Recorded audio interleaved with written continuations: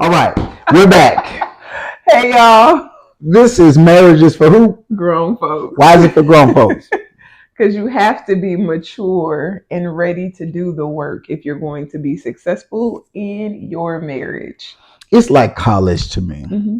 There's always something that can be done that needs to be studied, read, gone over. And it's up to you to do the work. No one is going to force you in college to do your work, but you have to make a choice to do it if you want to succeed and graduate. So that's grown folks. That's grown folk talk. It's grown folks. When I went to college for my first year, I was dropped in fish. I was in a it was too much freedom.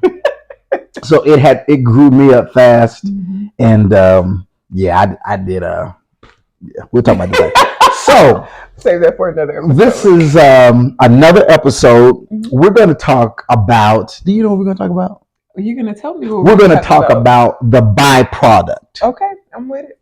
Byproduct. Mm-hmm. Shout out to everybody who has sent us messages and comments for all the other videos. Yeah. We're trying to bring that heat.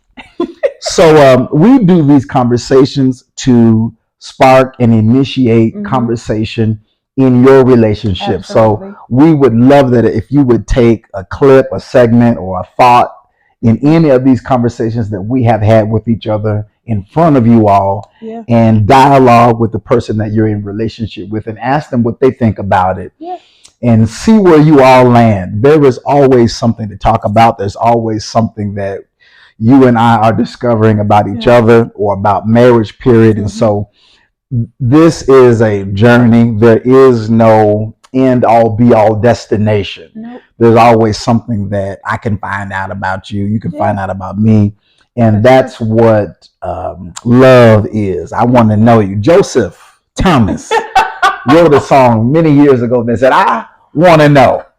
And so the person that you are in love with, the person that you are doing life together with, it's natural to want to know them. Absolutely. What makes you tick? Mm-hmm. Why you put cologne on? Why you put cologne? What's the cologne about? Why you do what you do? Yeah. So these conversations are to promote conversation, to promote thought, to provoke thought, and to promote dialogue in your relationship. Yeah. Okay, so the byproduct. The reason why I think that it's appropriate, I think that it's a needed conversation to discuss, because usually when couples are in a disagreement, when there's an issue on the table, somebody does something, somebody says something that the other does not like, triggers them. Triggers. We usually get stuck, especially if you're young in the game. I keep saying young. We got married. You were 21, and I was 22. Yeah. So we were extra young in the game, and we were just extra raw. But for those of you who are still getting to know the person that you're with on a basic level, those of you who have been in the game for a minute, this still can apply. A lot of the times we get stuck in our arguments on a byproduct of the real issue. Okay. And I think that what happens is that when we spend too much time on the byproduct of what really we are feeling as the person who has been wronged, we'll say, we waste energy. Now, how long can you argue? How long? How many hours? How many minutes? Come on. That's a toxic question. I just want to know how many. Toxic question. I just want to know how long can you? I feel like I could argue for a long time because you got to remember I was taught to debate. I mean, I know. So I could just. What's the song that say hours and hours? Yeah. You just go. Man. Now me. I'm not going to utilize that energy though. But you can. But I could if I needed to. Yeah, that's where I come from. Me, I'm not with the back and forth. He got about this long. I'm not. Y'all see how that little space between come my on, nails? Come on, give me some more. Come on, open it up. Open it up. Give me. So when her and I first got together, we told you on the last episode, if you didn't watch it, you got to go watch it. When we had our first argument and the subject matter of that first argument, I said what I said. I felt what I felt. I was mad. I was hurt. And I didn't want to continue dialoguing about it because I feel like it wasn't going nowhere. Now, you, on the other hand, would have had that conversation As long as. But part of it is because for me, I got to talk about it to process through it. For you, you rather have time to process on it alone. So I feel like that was a clash because we weren't even aware about those things. Did y'all hear that? Did y'all hear that? So if you haven't already, it's important to identify who has what capacities in what areas. Yeah. Every person will have a different capacity in the relationship, in a different subject matter. Yeah. There may be one person who has a small capacity for finance, and the other may have a large capacity for finance. One small in communication, the other a larger capacity. So it is imperative, if you are in relationship with someone, that you know and understand what that person's capacity is in that particular area. Because on the subject of byproduct, when we had our first argument, I did not know that she was a talker in the regard of she had to talk it out. She just got to, and I'm more prone to shut down because I gotta process internally. You don't want to process. I can process out loud because I don't want to say something that's gonna hurt your feelings in my process, and then you could be mad at me because you say it. We're gonna get to it. So when we are in an argument in our relationships, when couples are in an argument, I think that too often we are talking about a secondary issue. Absolutely. Now, give me a byproduct of why it's dangerous to talk about or argue about or deliberate about a secondary issue. Can you think of a? Okay, so like what comes to mind thinking about a secondary issue, right? So if we take our first argument that we had, it really was rooted in like a personal trigger of mine. But I was so adamant and so vocal and so boisterous about it, he couldn't get past the fact that I was talking so heavily with my hands. We're getting there. Come on. So that was a byproduct that then became the issue. So we never in real time dealt with the issue of why I had an issue with what he said to me. It was, oh, you want to disrespect me? Oh, you want to fight me? You think you can stand toe to toe with me? But the byproduct was so loud to him in that moment that he couldn't see past that to deal with the actual issue at hand. So we were stuck there for some months. But the beautiful thing about knowing what, and sometimes in an argument, if you're smart, if you get into it, let's say when we first got married, you were in nursing school. Yeah. And you said, "Hey, I get out at this time." Remember that? Oh, I do. She said, "I get out at this time." I'm gonna describe it. I'm like, "I get out at this time and pick me up." We had one car at the time. This was gridiron. We got it out the mud. She said, "I get out at this time. Be there to pick me up, and then we'll go on about our day." Yeah. I got there late. Go ahead. I had to call him to remind him it wasn't that he just got there late. He completely forgot. Now, question is, how do you completely forget somebody's everyday schedule? But that's a whole nother conversation, y'all. So for me, that was a trigger because when I was younger, I have been left. Like I was supposed to get picked up from school. They never came. Everybody in the school left. I had to walk over to a restaurant to borrow their phone to call and be like, "Hey, are y'all coming to get me?" So for me, I'm really a stickler about if you're going to come get somebody, don't be late. You need to be early so they know you there waiting. Like even with my kids, I go to school super early to pick them up. I'll wait in line for an hour before I let them wait for me to get there. So when we argued about, because it was an argument. It was. I remember. We were not arguing about the main issue. We were arguing about you were late and whatever my excuse was for why I was late. And that's where we got stuck. Yeah. Point number 2, when you spend too much time on the byproduct, someone is going to get tired first. Yeah. Who usually get tired first? You already said it. The introvert. The introvert usually gets tired first. Now, this is another pitfall in our relationships. We believe that the person who shuts down first is the person who relinquishes because they lost. I would like to challenge that though. I want you to challenge. Come on. I do feel like we have that belief system, but what I have learned about introverts is they don't view it as a loss. They view it as, oh, I've made a decision about you, so I'm done talking. And I'm going to move in that decision going forward. And that is the beginning of a tear, of a fracture in the communication. It trickles down to so many other areas in your relationship because a conclusion has came to, that person has came to a conclusion in their mind. And listen, we're not even talking about the real issue. Yeah. We weren't talking about that's so true. Her history and the pain and how she interpreted whoever was supposed to pick. Now, if she had told me, and I believe that she did, let's say she did not. Let's say she did tell me. Let's say she told me this is my family history. I was left as a kid and I had to call people and I had to, even if you told that person, this is what we get tired at. Right. Even if you told that person, it doesn't mean that in real time they're pulling from that reference that you told them about. That's good. You got to say it again. Say it again. So what I hear you saying is, although you may have been informed, it wasn't readily available at the front of your mind. Like whatever you had going on in that day was at the forefront of your mind and you literally lost track of time. But because it was a sore spot in me, I was immediately triggered to the point that it was like, well, I don't care about all the excuses. I already told you. So why are you not showing up for me?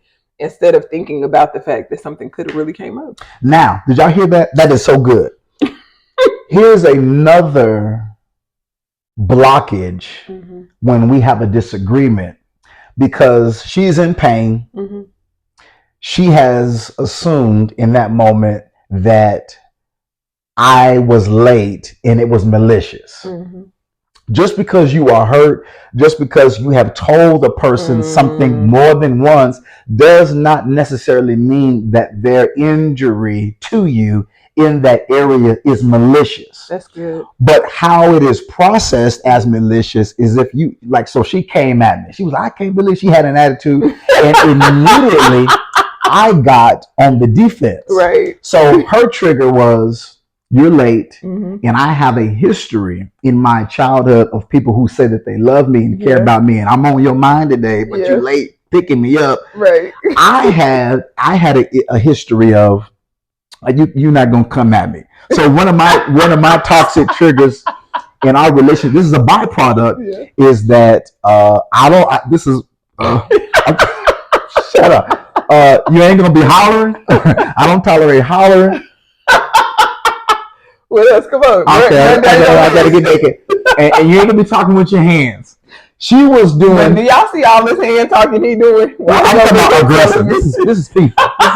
These are heel hands. So one of my internal rules as a byproduct was, okay, you ain't gonna be raising your voice. I ain't your child, and you ain't gonna be talking to me with your hands, like, because when you talk, this is my rule back then. If you doing too much. If you're talking with your hands and you're talking aggressive and you're talking with your shoulders, that make me think you want to fight.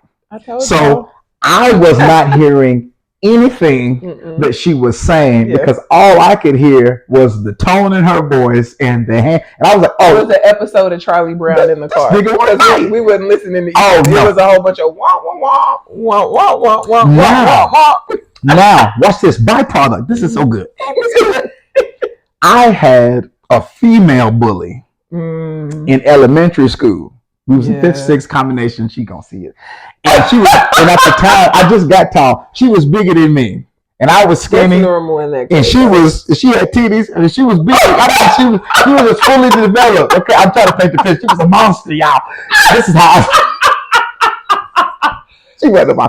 So pray for him, y'all. I vowed to myself in the 5th grade. I ain't taking no. See, and when you're talking about the byproduct, that's so good because at the time I didn't even know that you had that experience. So we really were both being triggered. My pain ended up triggering your pain, and then we were unsuccessful with dealing with an issue at all. So whatever stage your relationship is, investigate and spend quality time when you guys are on a date, when you are riding in the car, stop talking about bull. Yeah. Talk about the real issues, the real realities, the real history of where the two of you have been.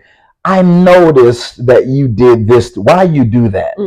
And so when we were in the foundational investigative portion of our relationship, we were trying to figure out, I want to know why you do that. Yeah. Because we come from two different cultures, two different schools of raising kids and experiences. So we were not talking about what the real issue was. She was dropped. She was left as a child.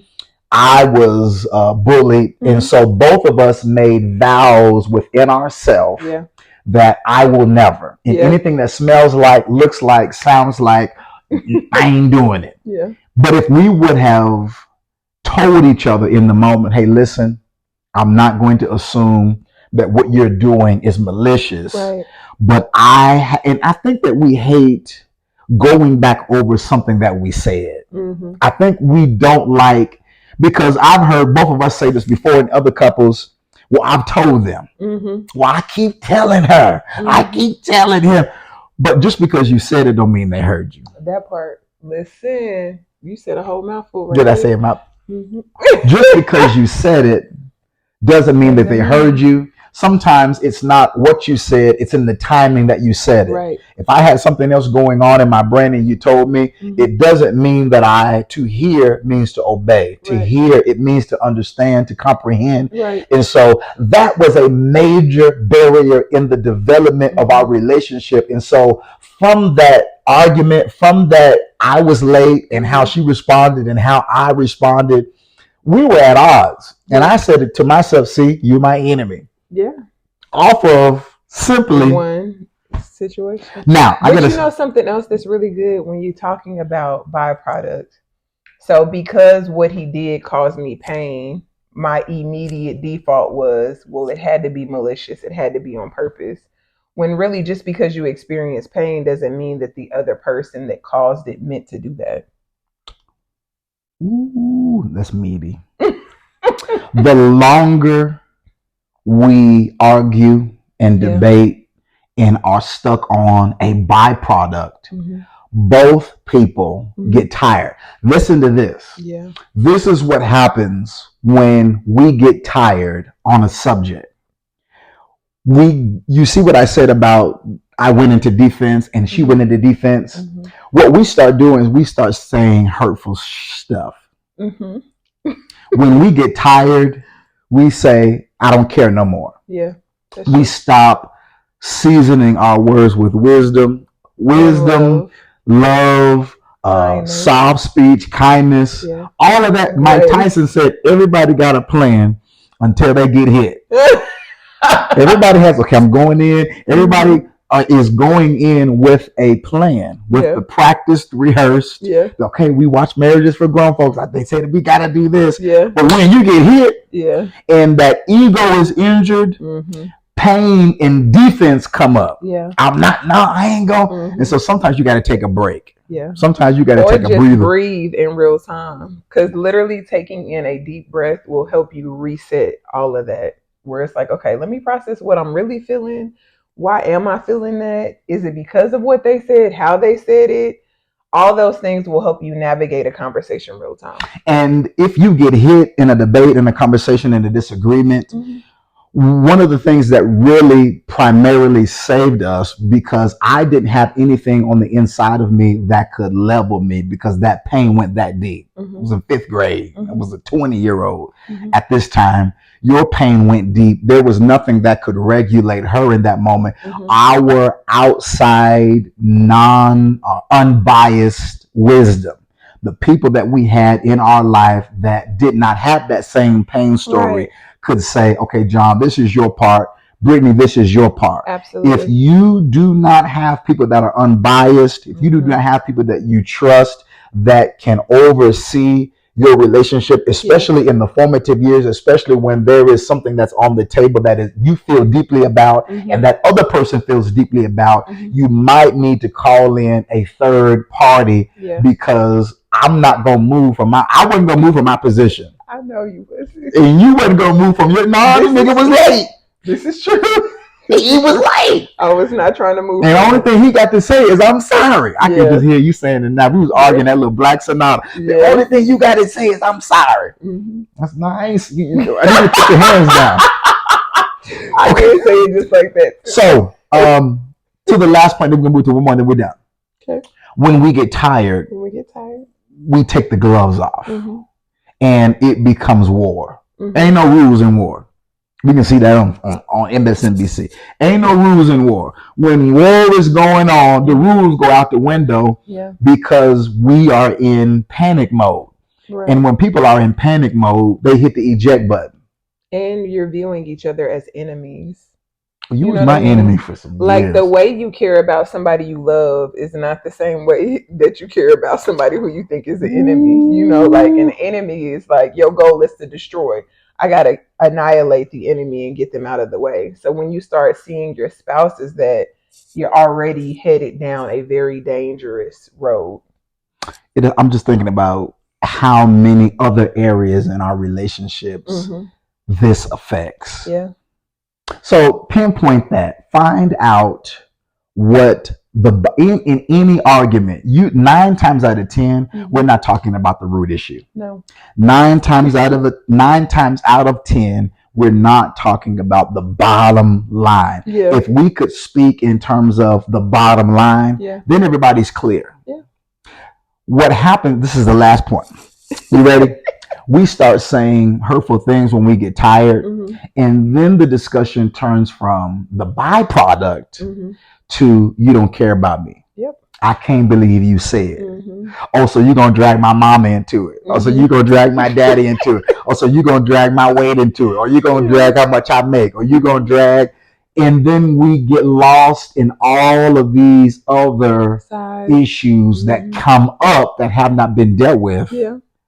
Other arguments that we did not close, open-ended arguments, and those start coming up, and then we say it's too much. Yeah. And this is where we negatively conclude, and it starts affecting everything else. So identify the next time, or find the last time you got mad, the last time you threw your hands up and said, this is some bull, the last time you said, I ain't coming home, whatever the last time was. We want to see if you can identify what is the real bottom line issue. Yeah. And did you come to the relationship with that issue? Yeah. Now. And did you communicate that to your partner?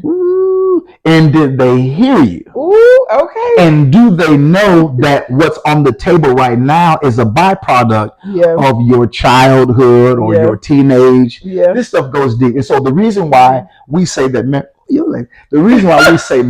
is for grown folks is because this subject matter, tell them why we say, based off of what we just talked about. Marriage is for grown folks because it requires work and maturity. Like, you can't just see it from one angle. You have to be willing and intentional about seeing it from your partner's point of view as well. That way you get the full picture. This ain't for kids. It's not. It's for grown folks. But it will grow you. What we have learned, these arguments, they were the biggest thing in the world at the time. I mean, I can't stand her. We would have divorced off of that. It was that big. Like, I just don't like her. But we lived through it. We moved through it. We were able to see it from a different perspective. Because I really felt like, I can't sleep with my eyes closed next to this woman. Talking with her hands. Because you came and picked me up late. Yeah, because I just felt like you was overreacting. Late? This ain't no affair. I didn't kill nobody. I just felt like I was really mad. I totally forgot about that until we brought it up. I was like, I think I was with Bishop. So you had a reason, but it just triggered me. And I was like, there was no grace, no mercy. You know what I said to myself? If she's this bad off of me being late, we ain't got a chance. I'm good to water. If late brings this out, How will we survive a real argument? I can't sleep. If she found out, but we made it to this point by the grace of. So identify what the byproduct is. 9 times out of 10, we're arguing about something that is the residual of what the real issue is. Talk, please, and thank you. Marriage is for who? It's for grown folks.